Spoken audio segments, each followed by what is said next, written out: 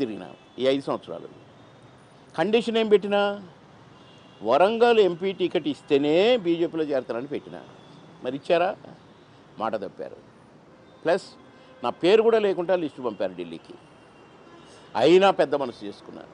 ఎవరికో ఇచ్చారు, సరే వాడికి డిపాజిట్ రాలేదు, లేకపోతే 200% వరంగల్ సీటు గెలిచేది.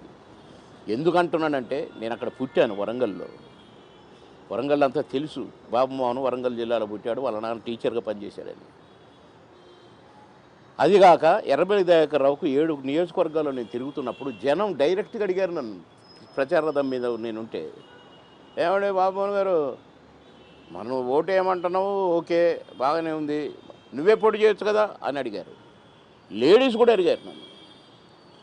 అమ్మా ఇప్పుడు టైం కాదు, టైం వచ్చినప్పుడు డెఫినెట్గా నా లైఫ్లో ఒక్కసారన్నా మిమ్మల్ని ఓట్లు అడుగుతా, పోటీ చేస్తా అని అన్నందుకే ఇక ఎమ్మెల్యేగా 3 సార్లు చేసిన, మంత్రిగా కూడా చేసిన కదా. ఇప్పుడు బీజేపీ అడుగుతున్నారు, అందులో అధ్యక్షుడే అడుగుతున్నాడు లక్ష్మణ్ గారు, మన మురళీధరరావు గారు కూడా అడుగుతున్నారు కనుక పెద్దలు.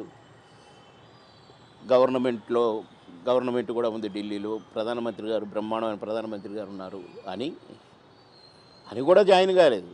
వరంగల్ టికెట్ ఇస్తానంటే పోటీ చేస్తా, పార్టీలో చేరతా అన్న. మాట తప్పారు. సరే తర్వాత ఇక జరిగింది అది ఇది అన్నారు. అదే నియోజకవర్గానికి 5 ఏళ్ళు కూడా అన్ని కమిటీలు నేనే వేసా. బూత్ కమిటీల కాడ నుంచి అన్ని మీటింగ్లు నేనే పెట్టా. నేనే ఆడ 3 సార్లు ఎమ్మెల్యేగా ఉన్నా, మంత్రిగా ఉన్నా అక్కడ అదే కాన్స్టిట్యున్సీకి. కనుక పార్టీ చెప్పింది పని అన్నీ చేసిన. ఎవడు ఢిల్లీ నుంచి వచ్చినా నేనే మీటింగ్లు పెట్టినా, ఏ మంత్రి వచ్చినా నేనే మీటింగ్లు పెట్టినా. తెలియదా? కళ్ళు దొబ్బినాయా? ఫస్ట్ లిస్ట్లో ఎందుకు ఉండదండి నా పేరు?